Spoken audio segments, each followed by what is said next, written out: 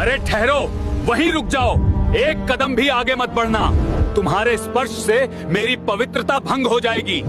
आखिर उस दिन काशी की एक संकरी गली में ऐसा क्या हुआ कि महान आदि गुरु शंकराचार्य का सारा ज्ञान और घमंड एक ही पल में टूट गया। यह घटना उस समय की है जब आदि गुरु शंकराचार्य अपने अद्वैत ज्ञान के लिए प्रसिद्ध हो चुके थे।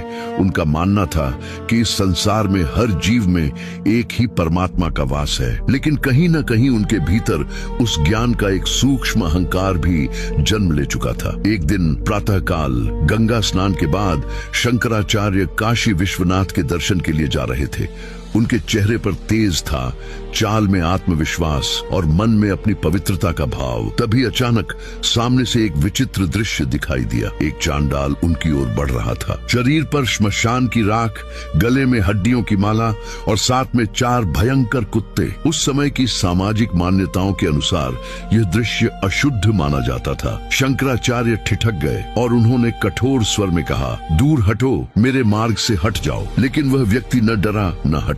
वह शांत खड़ा रहा और मुस्कुराते हुए बोला, हे आचार्य, आप किसे हटने को कह रहे हैं? इस शरीर को या उस आत्मा को जो सब में समान है? शंकराचार्य चुप हो गए। वह आगे बोला, यदि एक ही परमात्मा हर जीव में है तो फिर गंगा के स्वच्छ जल में दिखाई देने वाला सूर्य और गंदे पानी में दिखने वाला वही सूर्य अलग कैसे हो गया? ये सवाल नहीं था, ये उनके ज्ञान पर सीधा प्रहार था। उस एक क्षण में शंकराचार्य का सारा अहंकार टूट गया।